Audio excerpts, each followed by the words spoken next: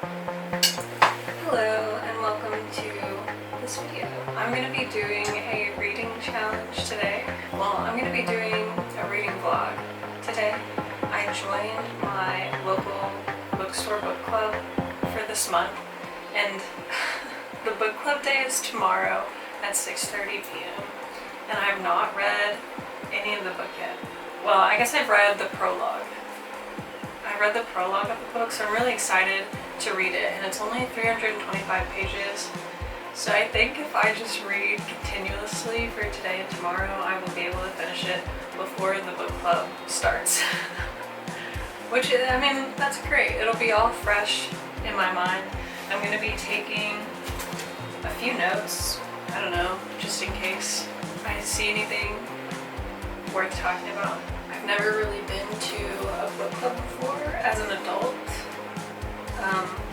And you know, we only talk about books in class. I was never in a book club as a kid either. So I don't really know how it's going to go. I think my friend Diane is going to go with me, and I think my friend Kylie is also going to go with me. So I'm going to have two people there with me. They also haven't started the book yet, so I don't feel that bad about not having started it, because neither one of them have either. And we're all really fast readers, so, or we just devour books. I don't even know if we like read fast word per minute, but we read fast as in we dedicate a lot of time to reading.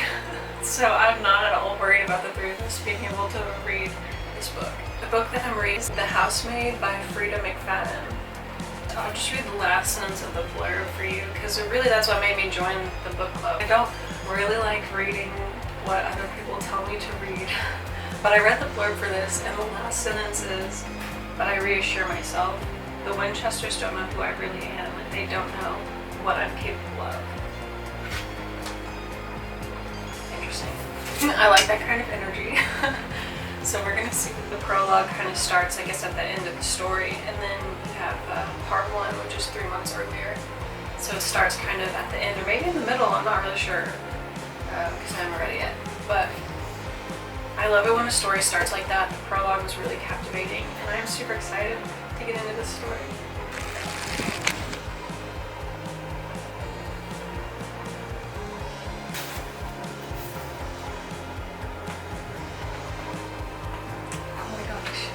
I'm going to read you the first and last sentence of the prologue, because I think,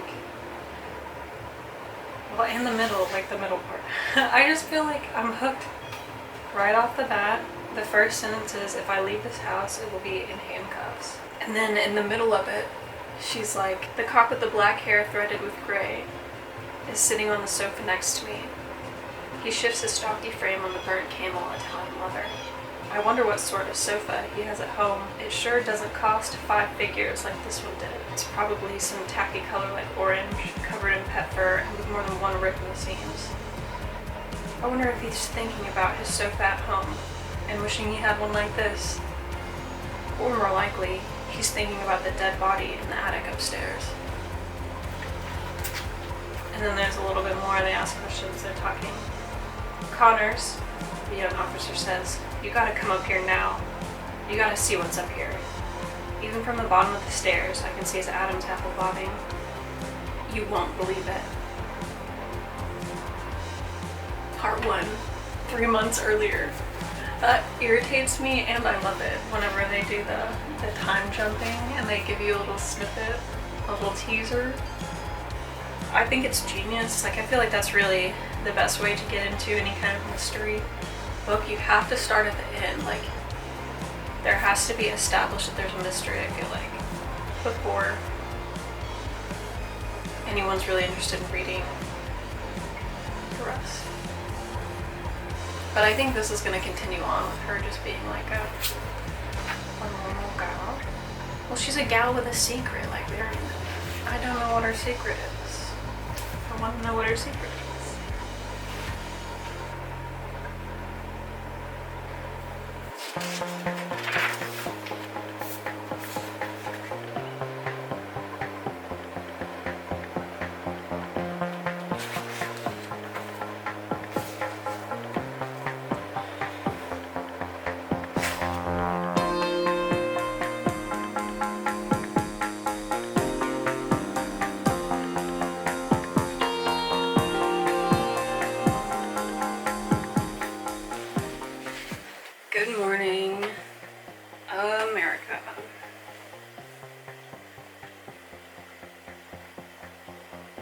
Good morning. Please forgive my appearance. I just woke up. Book club is in 8 hours and 200 pages to read. Last night I stopped at chapter 26 because I know that some cheating is about to happen and I did not want to read that before bed. I feel like she's done a really good job of suspending interest. I don't know if that makes sense, but suspending interest with the book. Like, our main character, these are spoilers. Our main character has been in prison for 10 years. So in the beginning you don't even really know, like she just really thinks down on herself, and then you find out a few chapters later that it's because she had been in prison, and then you find out she was in prison for 10 years, and then you find out a few chapters later that she was 17. You know, you're getting pieces of the story as you read along, like it's being divulged to you. There's no like, this is who I am and this is what I've done, this is my backstory. Like, we didn't get any of her backstory, and we're picking up pieces of it as we go, almost as if it was a intrusive thought, and I like that. Because I still don't know what she's done. I'm 100 pages in, 137 pages in, and I don't know what she did to get into prison, and that's still holding me through. Like, even though she's about to fuck her boss's husband, whatever. I think that's what's about to happen. But my theory, I'm gonna say this on page 137, chapter 26. My theory right now is that Andrew is more involved than he seems. This is the husband. So there's Nina, the wife, who is the boss of Millie. I don't know why I couldn't remember her name. But the boss of Millie, who's the one, Millie's been in prison for 10 years. Millie and Andrew are on like a secret date kind of thing.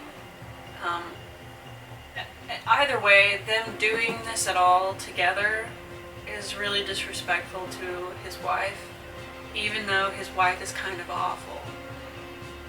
Like, she's trying really hard to get you to hate the wife, which makes me think that Andrew is more involved than what he seems, because he seems very calm, cool, and collected, and broken in this book. And then the wife and daughter seem crazy, and that's just sus to me. I don't know about you, but that's my theory. And right now she's on a secret date with him.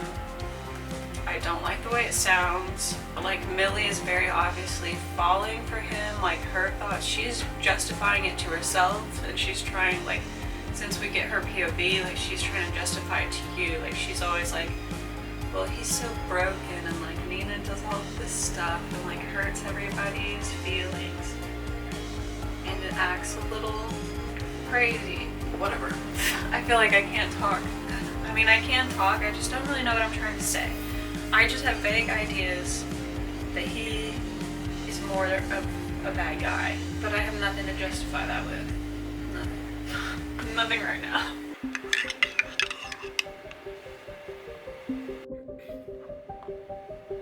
I'm on page 169, and I just got to a part where the husband is like, I don't think I'm in love with you, I think we should separate. So maybe I was wrong, that he was more involved. So we'll see, maybe she really is maybe the wife really is the bad guy in the story. I mean, she has been acting crazy, but she's just been acting like someone that's been cheated on before, previously, to, like, you know, and right now she's trying to make her husband believe that she stole some clothes from her when she actually gave her those clothes.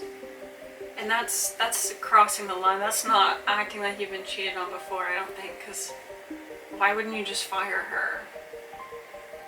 Like, why be cruel? Just fire her and hire someone else if you don't trust her to be around your husband. Okay. I'm confused. So, page 193, we're in part 2, and we get Nina's point of view. And one of the lines she says is, oh my gosh, she's burning a picture of her husband, and she says, I can't believe I finally got rid of that asshole.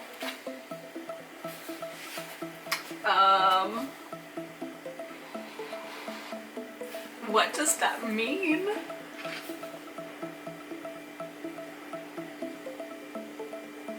I finally got rid of that asshole, so he's been faking. Oh, has he been faking? Wait.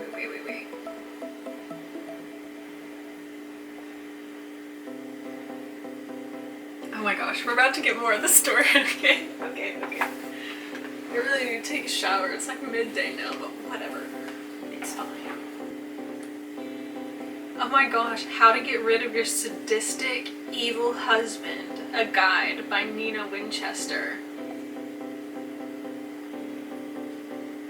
Interesting.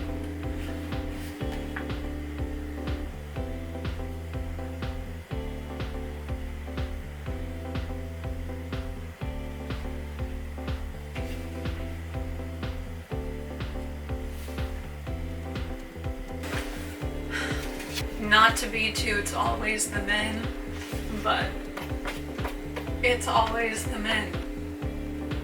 What the heck? He drugged Nina and Cecilia and put Cecilia in the tub with the water running, and then sent Nina text messages to cover his ass, and then called the police and said he was afraid something was gonna happen.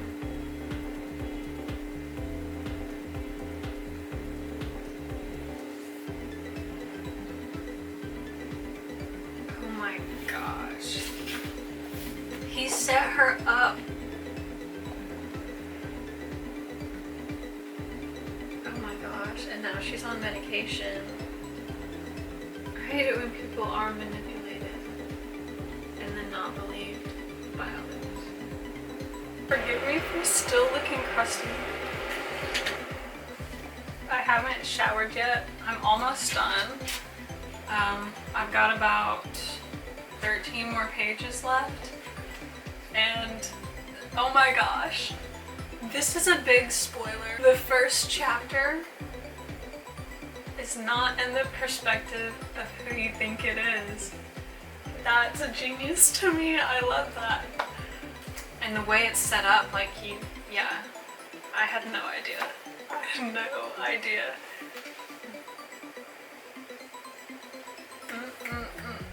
And it answers one of my questions, because in the beginning, in the prologue, I was like, how does she know how much this couch cost? But then, like, when you start reading the story and you realize that she's the maid, you're like, oh, okay.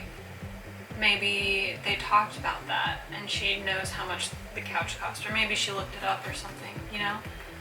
But I didn't think that it was from the perspective of the wife. That's amazing. I mean, I never would have thought of that. And I love it when a book does that to me, so I feel like that right there is almost a 5. Is 5. Yeah, like, I really enjoyed this. I'm excited to go to book club tonight. Oh my gosh.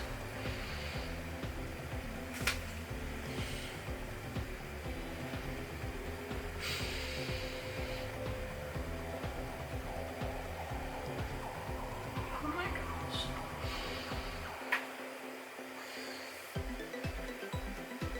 Detective Colors. Page 314. That's making me cry. Oh my gosh. Being bullied. That means a lot.